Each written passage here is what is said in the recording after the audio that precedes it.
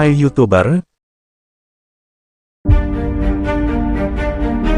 Piala Dunia 2022 memang tengah berlangsung, ajang kompetisi sepak bola sejagat itu selalu menjadi sorotan.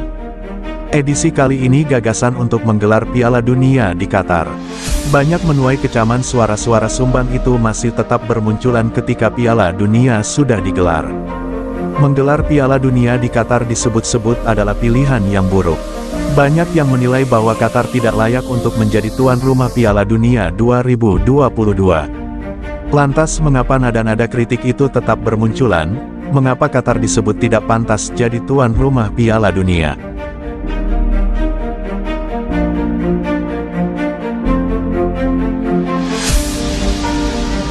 Pertama dan yang paling utama, adalah dugaan terjadinya pelanggaran hak asasi manusia pada persiapan Piala Dunia 2022.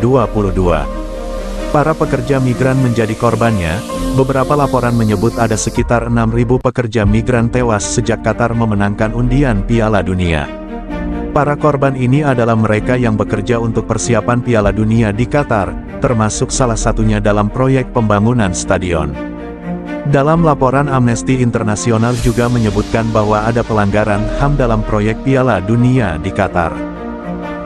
Banyak pekerja migran yang tewas berasal dari Asia Selatan, seperti Nepal dan India. Tewasnya para pekerja migran ini disinyalir karena tekanan dan kemarahan internasional. Namun yang paling menyedihkan di negara Islam seperti Qatar menerapkan sistem kafalah. Sederhananya kafalah merupakan sistem perbudakan orang asing. Sistem kafalah ini tidak hanya dipraktekkan di Qatar, tapi juga nyaris di semua negara Timur Tengah. Pekerja migran dipaksa untuk bekerja selama 12 jam, mereka diberi upah jauh di bawah upah minimum. Tidak hanya itu, para pekerja migran juga bekerja dengan resiko yang tinggi. Ada banyak versi soal jumlah pekerja migran yang meninggal, tapi poinnya bukan di situ. Seharusnya tidak ada nyawa yang melayang hanya karena olahraga termasuk sepak bola. Karena satu nyawa saja sudah terlalu banyak.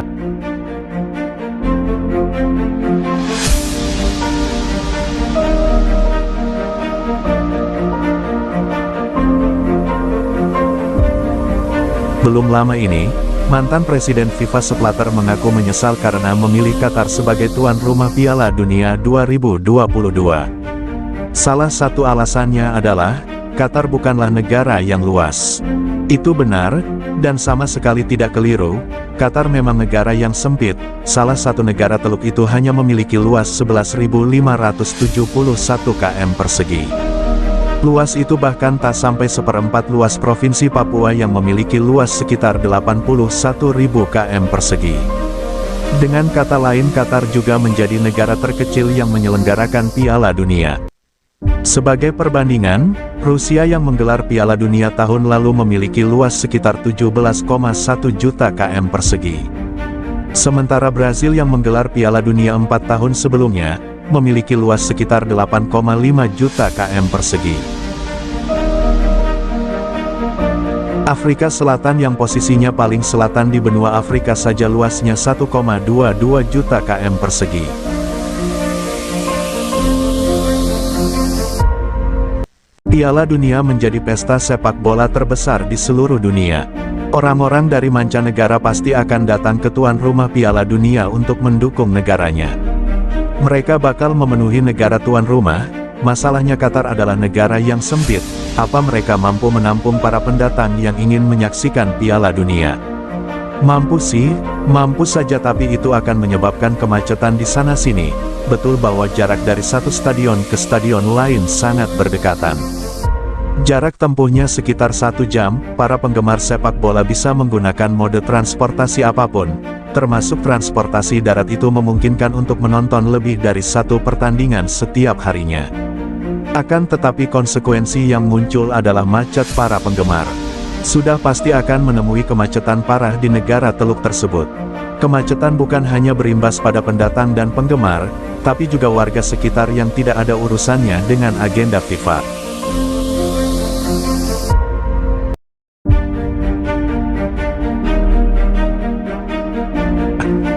Qatar adalah negara yang tidak memiliki sejarah sepak bola, Oleh karena itu, infrastruktur di negara ini menjadi persoalan yang lain lagi. Negara Teluk itu tidak memiliki banyak infrastruktur untuk menopang gelaran Piala Dunia. Kalaupun ada jumlahnya sangat minim, misalnya stadion, lihatlah bagaimana Qatar menjadi negara yang menjadi tuan rumah Piala Dunia dengan venue paling sedikit, yaitu 8 stadion. Stadion yang dipakai untuk Piala Dunia saja banyak yang dibangun dari nol atau direnovasi.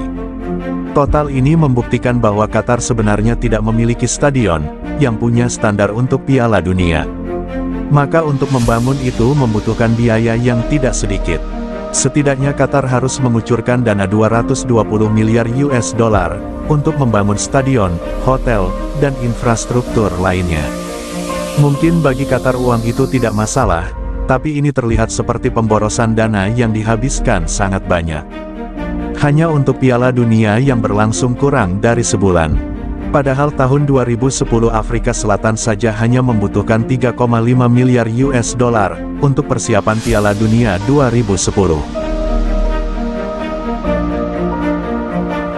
Qatar termasuk negara yang memiliki iklim panas, bahkan konon kamu bisa memasak telur di atas kap mobil. Saking panasnya, suhu di Qatar pada musim dingin saja bisa mencapai 50 derajat Celcius. Sementara para peserta, terutama dari Eropa tidak terbiasa dengan suhu yang panas itu. Maka yang muncul adalah solusi-solusi ajaib seperti AC di dalam stadion. Dan rekayasa awan turnamen, bagaimanapun cukup sulit dimainkan di dalam suhu yang panas. Mantan Presiden sepak bola Jerman yang juga anggota Komite Eksekutif FIFA Theo Ziegler mengatakan bahwa suhu panas di Qatar juga menyulitkan para anggota medis. Mereka memang membuat stadion ber-AC, tapi bagaimana di luar, para penggemar yang datang dan bepergian dalam cuaca panas akan mengganggu kesehatan Piala Dunia pun digeser di musim dingin. Dan hal itu berdampak, kebanyakan termasuk membuat Piala Dunia akhirnya merecoki kompetisi yang sedang bergulir. Kompetisi terpaksa berhenti sejenak untuk Piala Dunia. Klub-klub pun harus melepas pemainnya untuk membela negaranya masing-masing. Sayangnya hal itu juga berdampak pada si pemain. Para pemain beresiko terkena cedera di Piala Dunia. Jika itu terjadi, ini jelas merugikan klub. Ketika ingin memakai si pemain itu lagi untuk mengarungi kompetisi pemilihan.